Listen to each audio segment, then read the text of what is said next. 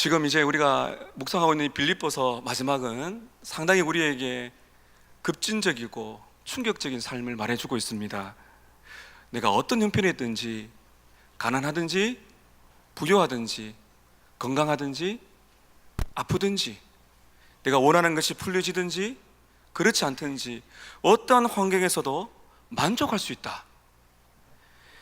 이 당시에 철학자들은 감정을 억누르고 괜찮아진다라고 그렇게 스스로에게 말을 하지만, 사도 바울이 말하고 있는, 오늘 우리에게 말하고 있는 이 자족, 어떠한 형편에 나도 자족할 수 있는 것은 나의 감정을 억누르고 나의 의지를 비트는 것이 아니라, 오늘 13절에 보게 되시면은 내게 능력 주시는 예수 그리스도 안에서 모든 것을 할 수 있다. 이 말씀이 위로가 되는 것입니다.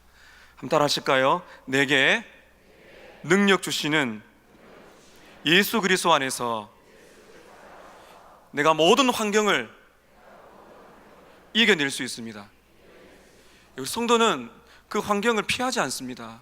그 환경에 직면했을 때 내게 능력 주시는 자 안에서 그 예수 그리스도를 바라보고 그 주님이 주시는 힘으로 어려움, 그리고 성공, 아픔, 그 모든 환경을 직면해서 이겨낼 수 있는 그 능력을 받기 때문에 자족할 수가 있다, 만족할 수 있다, 이렇게 말을 합니다. 제가 2주 전에 여러분께 이런 말씀을 드렸습니다. 우리는 이런 자족의 삶을 살려면은 우리에게 모든 것을 주시는, 때로는 고난도 주시기도 하시고 때로는 좋은 거 주시는, 우리에게 모든 것을 주시는 기버, 주시는 하나님을 만족해야 된다. 그 하나님을 잊어버린 채 하나님이 우리에게 주신 기프트, 하나님이 주신 것들만 보고 좋아하다 보면 하나님을 놓쳐버린다는 것입니다. 그래서 여러분, 자족이란 것은 오늘 나에게 주어진 선물이 어떻든지, 얼마나 양이든지, 내가 원하는 수준인지 그렇지 않든지 간에 우리에게 주시는 기버, 그 하나님 예수 그리스도를 만족하며 기뻐하는 삶을 살 때 어떤 일이 나는가 하면, 자족할 뿐만 아니라 하나님이 주신 기프트, 하나님이 주신 선물을 진짜 누릴 수 있는 삶을 살 수가 있다는 것입니다. 하나님이 주신 선물 중에서 오늘 많은 사람들의 삶을 좌지우지하는 것이 있습니다. 바로 물질이며 돈입니다. 돈은 가치 중립적입니다. 하나님 영광을 위해서 잘 사용하면 행복이 됩니다. 그런데 내 욕망대로 탐욕을 부리게 되면, 성경에 있는 것처럼 돈을 사랑하고 돈의 노예가 되어버리면 그것은 파멸의 길로 가는 것이죠. 마태복음 6장 21절에 보면 예수님이 이렇게 말씀하십니다. 너의 보물이 있는 곳에 너의 마음이 있다. 무슨 말입니까?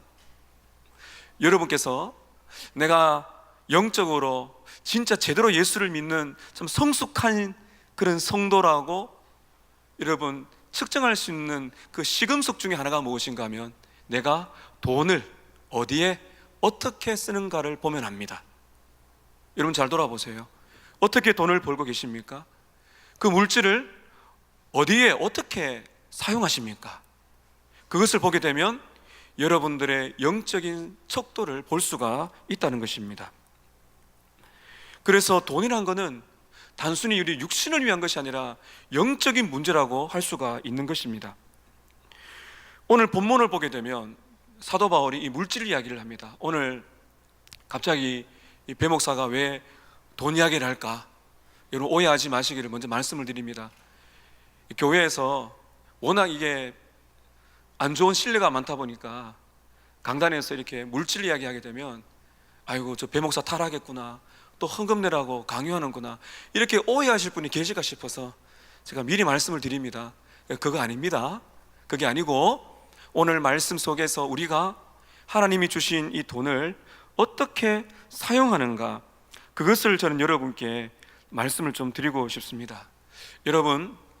여러분께서 오늘날 열심히 일을 해서 여러 가지로 여러분 가지고 있는 그 물질 돈은 여러분께 노력을 하신 겁니다. 여러분, 우리는 정말 최선을 다해서 돈을 잘 버셔야 됩니다. 그러나 아셔야 됩니다. 그 돈은 누가 주신 것입니까? 그 돈은 누가 주신 것인가? 하나님의 선물입니다. 그렇기 때문에 돈을 흘러보내는 것, 하나님 주신 이 선물을, 돈을 나누는 것, 흘러보내는 이것이 얼마나 복된 것인가를 오늘 저는 여러분께 말씀을 드리려고 합니다. 그래서 하나님의 말씀에 근거해서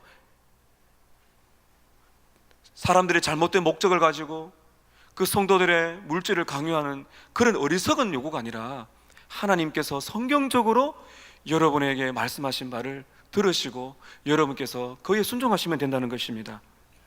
여러분, 오늘 제가 읽은 이 본문은 이런 주제를 담고 있습니다. 주는 것, 내가 움켜쥐지 아니하고 나누는 것이 기쁨이라는 것입니다. 누구의 기쁨인가 하면 받는 사람의 기쁨이며 주는 사람의 기쁨이며 가장 놀라운 것은 하나님의 기쁨입니다. 하나님의 행복입니다. 여기에서 하나님께서는 영광을 받으시고 우리 성도들에게 필요한 것을 공급해 주신다는 것이 오늘 말씀의 핵심입니다. 주는 것, 나누는 것이 기쁨입니다. 첫 번째입니다. 나누게 될 때 받는 이웃이 기뻐한다는 것입니다. 우리가 물질을 나누게 될 때 받는 이웃이 기뻐합니다. 여러분, 명절이 지났는데 명절 되면 제일 좋아하는 종류의 사람들이 누굴까요? 아이들이죠. 아이들은 어른들을 굉장히 그때 좋아합니다. 평소에는 아빠 엄마 잘 안 찾다가도 명절이 되면 아빠 엄마 꼭 붙어 있습니다. 왜일까요? 네, 용돈을 받기 때문에. 세배하면 용돈을 받죠.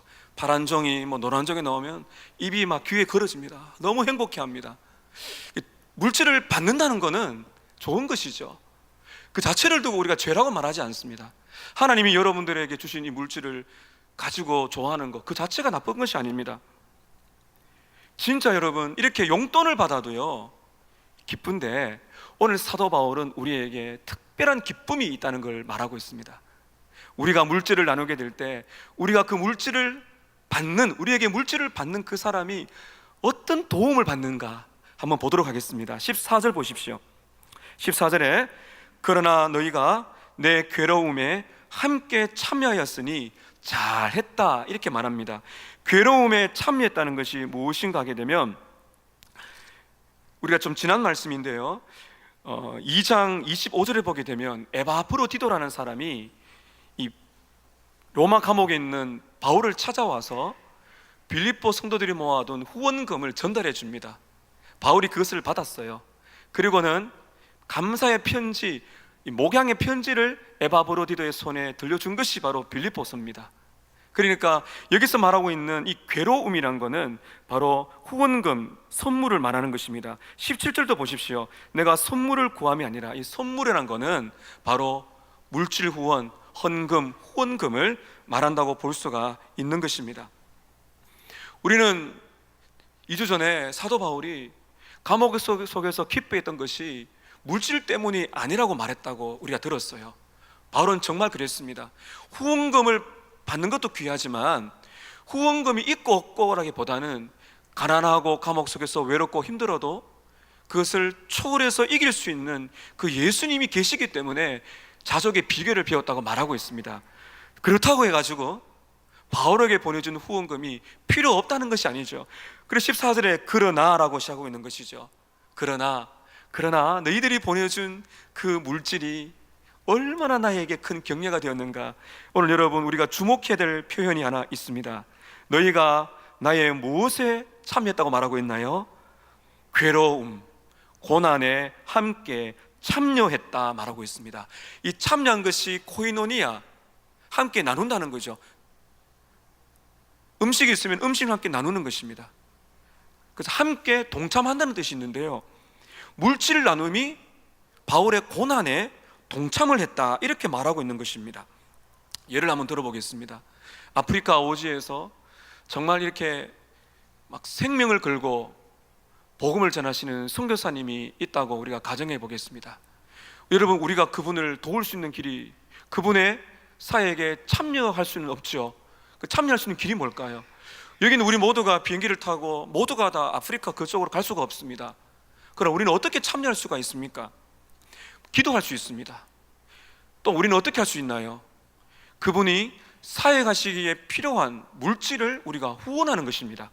그런데 여러분, 우리는 이렇게 기도하면서 헌금을 드리고 물질 후원을 하게 되면 물질이 그냥 가는가 보다 하지만은 오늘 말씀 보게 되면 바울이 엄청난 비밀을 이야기합니다. 너희들이 내가 힘들 때에, 외롭고 힘들고 이 로마 감옥에서는 오늘날과 달리 누군가가 물질로 도와주지 아니하면 먹을 것, 입을 것 이런 것들을 충당할 수 없기 때문에 반드시 후원자가 필요한 것이 이 당시 로마 감옥의 생활이에요. 그러니까 이 빌립보 성도들이 후원금을 보내준 것이 얼마나 큰 기쁨인가 이렇게 말하죠. 너희들이 나의 괴로움, 나의 고난에 참여했다 이렇게 말하고 있는 것입니다. 여러분, 우리가 물질을 선교사님께 보냈어요. 선교사님은 선교지에서 이 복음을 전하다가 막 핍박도 받고요, 막 맞기도 하고 오해도 받습니다. 그런데 우리가 기도하고 물질을 보내는 것이 선교사님이 당하는 고통을 내가 함께 참여한다는 거예요. 여러분들의 자녀가 아플 때 부모의 심정은 어떻습니까? 대신 아파줬으면 좋겠는데, 내가 아파야 되는데, 이런 거 아니겠습니까? 이 말인 것이죠. 바울이 외롭고 힘들고 어려울 때 빌립보 성도들이 그들과 살 수는 없지만은 기도 후에 물질을 딱 보냈을 때 그것이 어떤 의미란 거예요? 너희들이 물질을 보낸 거는 나의 괴로움, 나의 아픔을 함께 나눈 것이다 이렇게 지금 말을 하고 있는 것입니다. 또한 여러분, 어떤 의미가 있나요? 우리는 선교사님을 대신해서 사역을 할 수 없습니다. 그러나 우리가 기도하고 물질을 보내는 것은 참여, 코이노니아라는 거예요. 그분의 사역이, 그분이 복음을 전하는 그 삶이 곧 누구의 삶이 된다고요? 나의 삶이 된다는 겁니다. 엄청나게 귀한 것입니다. 여러분, 선교사님뿐만 아닙니다. 우리가 여러분 하나님 앞에 기도하면서 감동을 주심으로 우리가 물질을 떼어내어서 가난한 사람을 돕습니다. 이것이 어떤 의미가 있는지 아세요? 그냥 물질을 주는 의미가 아니에요. 그 사람의 고통을 나누는 거예요. 그 사람의 괴로움을 함께 덜어내는 것입니다. 그리고 그 사람의 행복을 내 행복이 되는 것이죠. 그 사람의 삶의 기쁨이 내가 누릴 수 있는 복이 된다는 것입니다.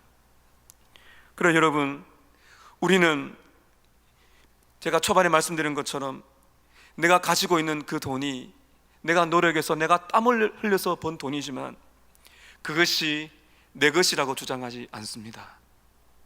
하나님께서 나에게 돈을 벌 수 있는 기회와 시간과 건강을 주셨기 때문에 내가 벌었구나. 그래서 그 돈이 내 것이 아니라, 내 소유가 아니라 하나님이 위탁하신 선물임을 알기 때문에 나를 위하여, 가족들을 위해서도 돈을 써야 되지만은 일정의 분량을 떼어내어서 괴로움에 동참하고 그 사람의 눈물을 닦아주고, 내가 갈 수는 없지만은 힘들어하는 그 사람의 괴로움에 동참하고 그 사람의 삶의 행복을 빌게 되는, 바로 그것에 동참하는 방법이 무엇인가 하면 바로 하나님의 선물인 물질을 기쁨으로 나누는 것입니다. 한 농부가 있는데요, 이 농부가 건강한 소가 있었는데 그 소가 쌍둥이를 낳았어요. 송아지를 2마리 낳았는데 기도했습니다. 하나님께 한 마리를 제가 드리겠습니다 기도했거든요. 그런데 며칠이 지나서 그 둘 중에 한 마리가 병이 들어서 앓더니 죽어버렸어요. 이 사람이 교회 나와서 기도합니다. 하나님, 주님의 송아지가 죽었습니다. 우리의 마음이라는 것이죠. 여러분, 그래서 일정의 분량을 계획적으로 떼어놓는 훈련이 굉장히 중요합니다. 여러분, 성도들은요, 예수 그리스도를 믿는 사람의 변화된 성향은 하나님을 닮았어요. 하나님의 성향은 흘러가는 거예요. 하나님은 흘러넘치고 주시는 분이십니다. 그 최고의 예가 무엇입니까? 아들 예수 그리스도를 우리에게 주셨지 않습니까? 예수님은 생명을 우리에게 십자가에 주셨습니다. 그 예수를 믿고 하나님을 믿는 진짜 성도는 움켜쥐지 않습니다. 얼마를 흘려보낼까는 그 여러분들이 감동으로 하나님께서 맡기신 것입니다. 흘려보내는 것이. 그러나 주님의 송아지가 죽었다는 것을 보세요. 우리의 본성은 자꾸 그를 거슬리고 하고 있습니다. 그래서 여러분, 우리는 훈련이 필요합니다.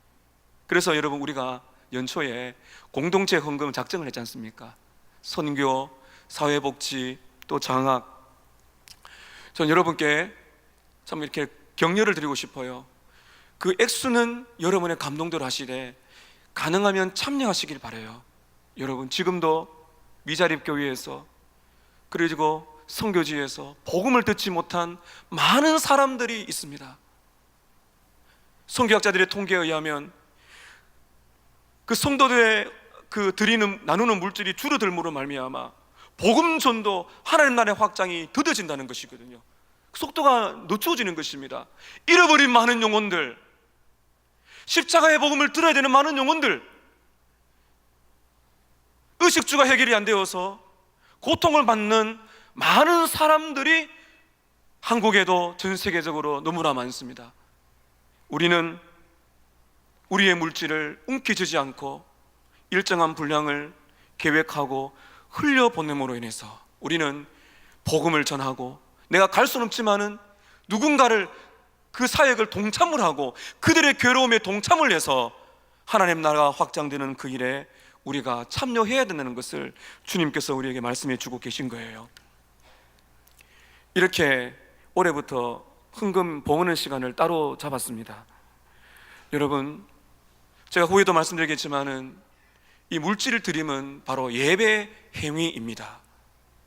여러 헌금이 있겠지만은 우리는 이렇게 주일 헌금도 드리지만 또 감사 헌금도 드리고요, 또 11조를 드립니다. 이 11조에 대해서 여러 가지 많은 부담을 가지고 계신 분이 있으십니다.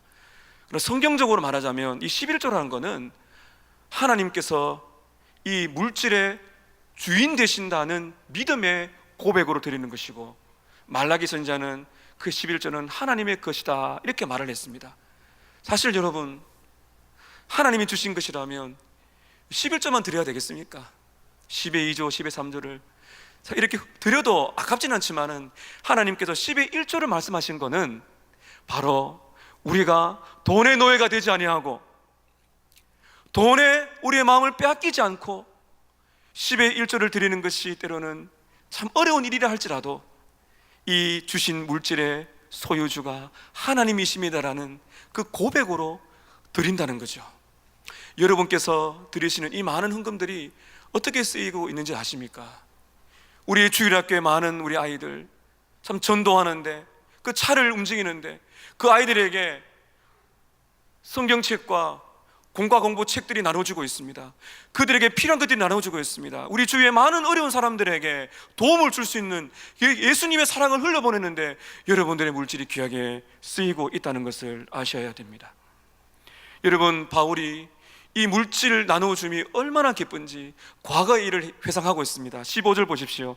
빌립보 사람들아, 너희도 알거니와 복음의 시초에 내가 마게도냐를 떠날 때에 주고받는 내 일에, 주고받는 헌금을 말합니다. 후원금을 주고받는 내 일에 참여한 교회가 너희 외에 아무도 없었느니라.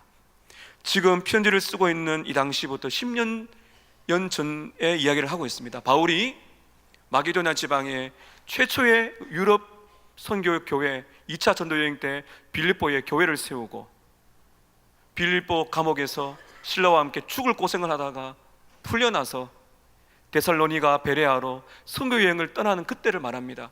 그때 참 사랑을, 복음을 듣고 예수를 믿었던 여인들이 중심되었던 빌립보 교회가 자발적으로 사도 바울의 선교 여행에 필요한 자금을, 후원금을 도와줬다 이렇게 말하고 있는 것을 바울이 10년 전의 이야기를 지금 회상하면서 감사하고 있습니다.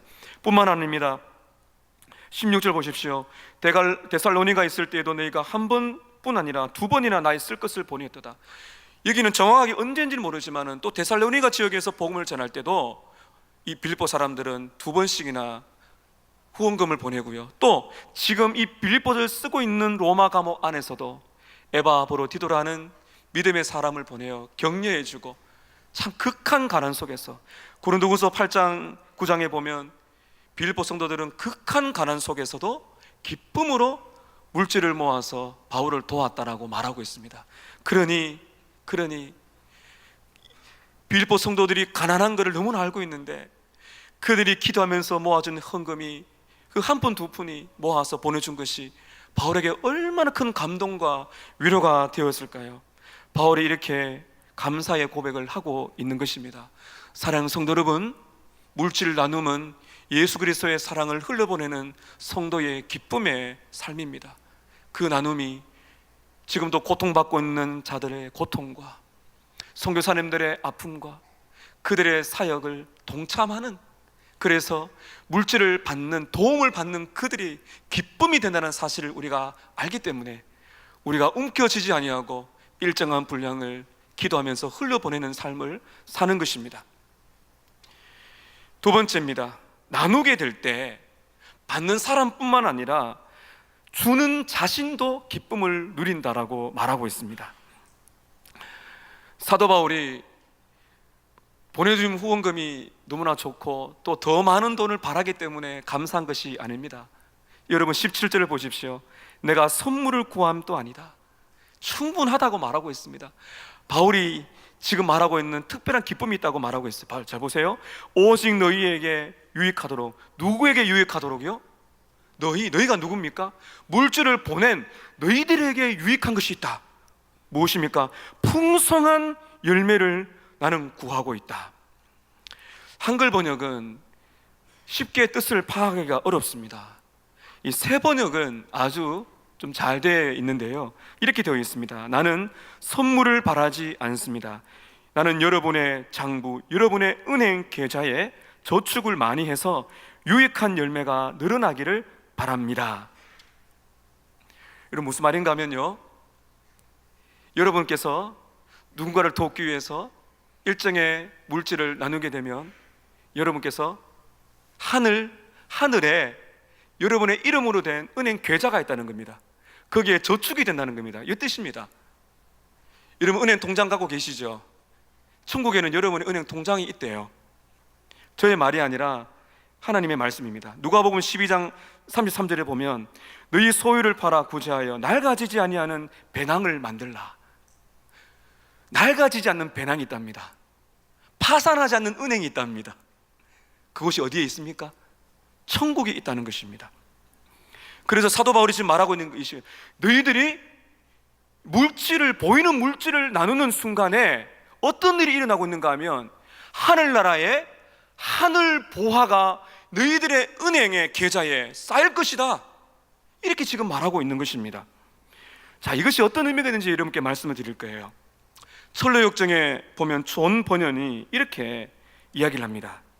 당신이 행한 모든 선한 일이 하나님의 말씀에 근거하여 행해졌다면 그것들은 모두 하늘나라에 있는 당신의 보물 상자에 쌓일 것입니다. 사람들과 천사들이 보는 앞에서 영원한 상급으로 주어지기 위해서입니다. 하늘나라에, 여러분 우리 모두 한 사람 한 사람이 예수를 진짜 믿는다면 하늘나라에 여러분의 이름으로 된 보물 상자가 있다는, 이렇게 말하고 있는 것입니다. 마태복음 6장 20절 21절입니다. 오직 너희를 위하여 보물을 하늘에 쌓아두라. 거기는 좀이나 동록이 해하지 못하며 도둑이 구멍을 뚫지도 못하고 도둑질도 못하느니라. 내 보물이 있는 곳에 내 마음도 있느니라. 예수님이 말씀입니다. 오직 너희를 위하여 보물을 어디에 쌓아두라고요? 하늘에 쌓아두라는 것입니다. 잠언 19장 17절 말씀, 자 여러분 이 말씀 또 기억하십시오. 한번 따라 하십시다. 가난한 자를 불쌍히 여기는 것은 여호와께 구워드리는 것이니 그의 선행을 그에게 갚아주시리라. 잠언 19장 17절에 이런 놀라운 말씀이 있습니다. 가난한 자를 불쌍히 여기는 것은 누구에게 구워드리는 것입니까? 여호와 하나님께. 하나님을 빚지게 만든다는 것이죠. 여러분 하나님을 빚지게 만드세요. 어떻게 해요? 가난한 사람들에게 물질을 나눠주면 하나님이 빚을 진다는 거예요. 그래서 반드시 하나님께서 우리들의 선행을 갚으실 것이다. 자, 그럼 여러분 의문이 생길 것입니다. 그렇다면 천국에 있는 그 통장, 천국에 있는 그 보물상자, 그 예금이 과연 뭡니까? 여러분 우리가 죽고 나서 천국 가면 진짜 이렇게 손으로 만져지는 예금 통장이 있다는 거, 그 말이 아닌 건 아시죠? 여러분 왜 그런지 아십니까? 천국에서는 돈이 필요가 없어요. 돈을 가지고 주고받고 할 거 없습니다. 왜냐하면 가장 완벽하고 가장 부요하신 그 하나님과 더불어 사는 것이 천국인데 무슨 돈이 필요하겠습니까? 그렇다면 하늘 계좌가 뭘까요? 우리가 지금 이 손에 잡혀진 물질을 나눌 때마다 하늘 계좌에 쌓이는 보물이 뭘까요? 바로 영적인 복락을 말하는 것입니다. 그것을 하나님께서는, 예수님은 천국 보화다, 천국 보화다 말하는 것입니다. 여러분께서 물질을 나눌 때마다 천국 보화가 쌓여서 마치 여러분의 이름으로 된 예금 통장에 저축이 된다는 것이죠. 한 가지 예를 들어보겠습니다. 여러분, 제가 1년 전에 누가복음 16장에 불의한 청지기 비유를 설교했습니다. 이런 기억나시는지 모르겠습니다. 예수님께서 누가복음 16장 9절에 이렇게 말씀하세요. 내가 너희에게 말하노니 불의의 재물 돈으로 친구를 사귀라. 그리하면 돈이 없어질 때에 저희가 영원한 처소로 너희를 영접하리라. 이 무슨 말입니까? 예를 들어 보겠습니다. 여러분께서 일정의 물질을 선교지에 보냈습니다. 선교사님께 드리든지 아니면 그 물질이 필요한 사람에게 예수님의 이름으로 보냈어요. 그 예수를 믿지 않는 한 사람이 그 여러분이 보낸 그 물질 때문에 예수를 믿게 되었어요. 우리는 그 사람이 누군지 모릅니다. 지금 여러분께서 기도하시고 작정하시고 보내시는 돈이 구체적으로 어떤 영혼에게 그대의 이름을 우리는 모릅니다. 그러나 여러분, 누가복음 16장의 불의한 청지기 비유의 절정이 무엇입니까? 재물이 사라질 때, 우리가 천국에 갔을 때 거기서 우리를 영접하는 사람들이 있을 거라는 것이죠. 그들이 누굽니까? 우리의 물질 나눔 때문에 예수를 믿은 그 사람들이 영원한 처소에서 여러분을 알아볼 것이다. 이것이 여러분의 면류관이 될 거라는 것이거든요. 영원한 복락이 하늘나라에 쌓이고 있다는 것입니다. 이것이 여러분 우리의 기쁨입니다. 그래서 여러분, 우리가 나누게 되면 통장이 이제 마이너스가 되죠. 그때마다 여러분 기뻐하셔야 됩니다.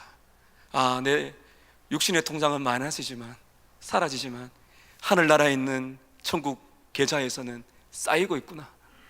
영원한 복락, 하나님이 기뻐하시는 복락이 있구나. 선행을 많이 하고 많이 나누면은 큰 집에 살구나. 여러분, 큰 집 작은 집 그런 의미가 아닙니다. 어떤 분은 그렇게 말씀하세요. 목사님, 선행을 많이 베풀면 화려한 큰 집에 사는 건 아닙니까? 여러분, 그렇지 않습니다.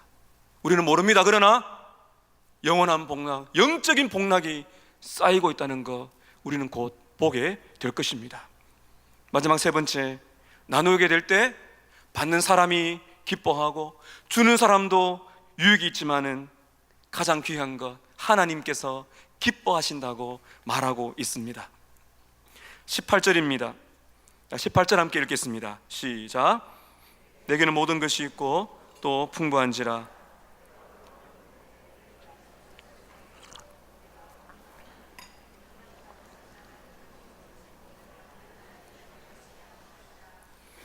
네, 바울은 에바브로디도 편에서 받은 물질 후원이 충분하다고 말하고 있으면서 그가 이렇게 고백합니다. 너희가 보내준 물질은 받으실 만한 향기로운 재물이요, 누구를 기쁘시게 하는 거라고요? 하나님을 기쁘시게 한다는 것입니다. 여러분, 우리가 물질을 나누면은 누군가가 우리의 물질을 받는 사람이 있습니다. 그러나 물질을 나눌 때 궁극적으로 누가 받는 것입니까? 누구에게 들어지는 것입니까? 하나님께 들어지는 것입니다. 그래서 이렇게 봉헌 순서를 따로 하는 이유가 거기 있습니다. 이 물질이 하나님께서 받으시는 거예요. 근데 어떻게 말하고 있나요? 향기로운 제물이다. 구약 제사를 말하는 것입니다. 구약의 제사를 드릴 때 짐승을 잡고요, 짐승이 이제 탈 때 냄새가 납니다. 그때를 말하는 것입니다. 로마서 12장 1절에 보면 너희 몸을 하나님이 기뻐하시는 거룩한 산 제물로 드리라. 이는 너희의 드릴 영적 예배니라. 우리의 삶은 하나님께 드려지는 예배 행위입니다. 이렇게 물질을 하나님 앞에 드리는 것은 하나님이 받으시는, 하나님이 기뻐하시는, 하나님이 받으시는 예배 행위이기 때문에 우리가 주님 앞에 드리고 기도하는 이것이 너무나 중요한 것입니다. 여러분께서 헌금으로 드리고 또 여러분께서 남들이 모르게 물질을 흘려보낼 때 그것을 기억하십시오. 하나님의 보좌 위로 하나님께 받아들여집니다. 그리고 하나님이 기뻐하십니다. 하나님이 왜 기뻐하실까요? 하나님도 돈을 좋아하실까요? 하나님은 돈이 필요한 분이 아니십니다. 하나님은 궁핍한 분이 아니십니다. 하나님은 나누어주고도 조금도 부족함이 없는 가장 풍요로운 분이세요. 그런데 왜 하나님께서 여러분께서 물질을 나누고 드릴 때 왜 기뻐하십니까?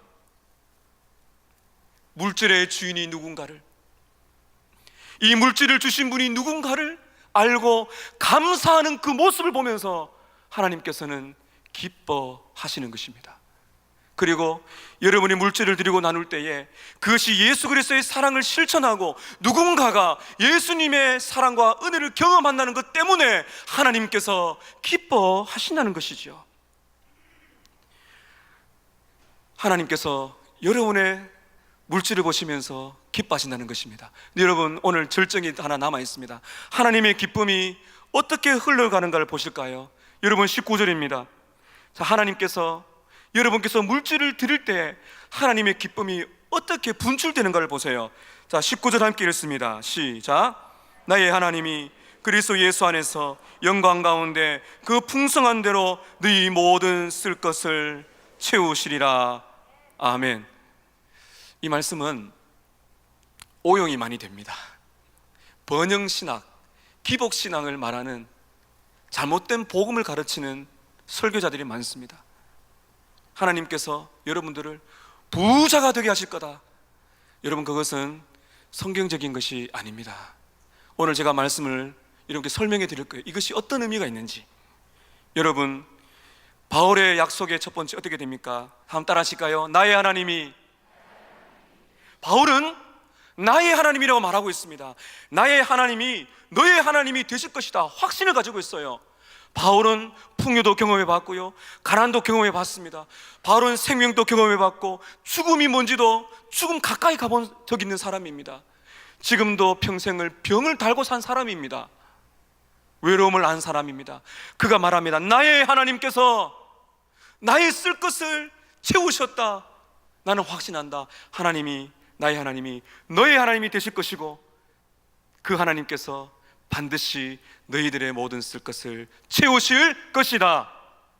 이렇게 말씀하고 계신 것입니다. 하나님은 어떤 분이십니까? 오늘 말씀 보세요. 영광 가운데 풍성한 대로 채우신다고 말하고 있습니다. 여러분, 여기서 중요한 표현이 있습니다. 풍성한 대로입니다. 풍성한 가운데가 아니라 풍성한 대로입니다. 이게 왜 중요한지 제가 말씀드릴게요. 제가 여러분 지금 1,000만 원이 있습니다. 여러분들 중에서 참 돈이 필요하신 분들에게 이 돈을 참 드리고 싶은 마음이 생겼습니다. 제가 이 1,000만 원 중에서 10만 원을 여러분에게 드립니다. 이거는 풍성한 가운데 주는 것입니다. 헬라어 문법상. 그러나 풍성한 대로 준다는 것은 제가 백지수표를 여러분에게 준다는 겁니다. 여러분이 원하는 만큼 써라는 거죠. 어떤 의미가 있나요? 하나님은 온 세상의 창조자시며 온 우주를 다스리시는 만왕의 왕이시며 생명해 주시며 최고의 풍성하신 분이시다. 그분이 여러분의 쓸 것을 아신다, 채우신다는 이런 약속을 하고 계신 거예요. 하나님의 기쁨이 보이십니까? 자, 그렇다면 여러분에게 관심 있는 것, 너희의 모든 쓸 것을 채우신다. 어떤 의미가 있을까요? 우리의 모든 쓸 것이 공급된다는 것입니다. 여러분, 오해하시면 안 됩니다. 우리의 욕심이 채워진다는 것이 아닙니다. 나의 사치품이 채워진다는 것이 아닙니다. 내가 원하는 만큼 하나님이 다 돈을 주시는 것이 아닙니다. 나를 부자가 되겠다는 약속이 아닙니다. 이것은 잘 들으십시오. 여러분에게 정말 필요한 것, 여러분에게 없어서는 안 되는, 여러분에게 진짜 필요한 것은 반드시 채워주신다는 것이죠. 이것을 우리는 믿고 살아가고 있습니다. 얼마나? 어떻게? 어느 정도? 그것은 저도 모르고 여러분도 모릅니다. 그러나 하나님께서는 말씀하셨습니다. 풍성한 대로, 그 풍성하신 하나님께서, 그 영광 가운데 계신 하나님께서 여러분이 정말 필요로 한 것들을 채워 주실 것이다. 여기는 또한 이런 의미가 있습니다. 여러분, 우리가 마이너스가 되잖아요. 우리가 나눠줍니다. 나눠주게 될 때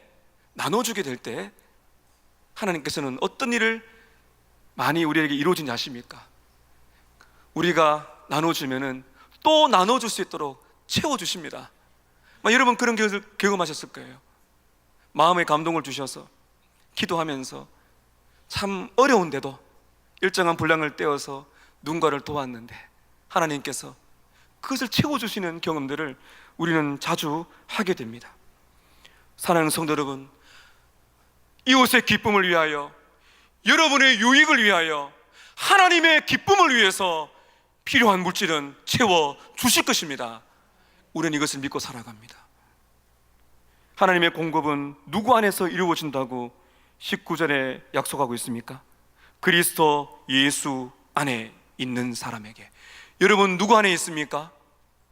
여러분, 예수님 안에 있습니까? 그러면 이 약속이 그대로 이루어질 거라는 거예요. 여러분, 로마서 8장 32절입니다. 로마서 8장 32절에 자기 아들을 아끼지 아니하시고 우리 모든 사람을 위해서 내어주신 이가 어찌 그 아들과 함께 모든 것을 우리에게 주시지 않겠느냐. 가장 소중한 예수님을 여러분을 위해서 주셨다면 하나님께서 절대로 여러분을 버려두지 않겠다는 약속인 것입니다. 하나님은 여러분을 절대로 버리지 않습니다. 이 약속을 믿고 살아가시기를 바랍니다. 여러분, 결국 물질을 나눔을 통하여 누가 영광을 받게 될까요?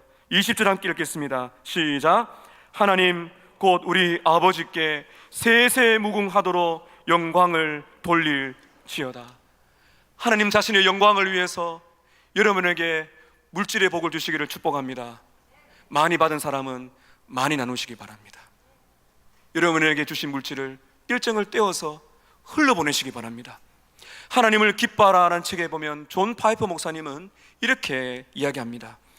우리가 복음을 듣지 못하고 교육과 의료 혜택을 받지 못하고 또 먹을 것이 없어서 굶주리고 있는 수백만의 사람들을 위하여 써야 할 그 돈을 오직 우리 자신만을 위해서 소유하고 있는 동안에는 하나님은 영광을 받지 못하고 하나님의 명예는 밟히고 있습니다. 사랑하는 성도 여러분, 하나님께 영광을 돌리기 원하십니까? 하나님이 영광 받기를 원하십니까?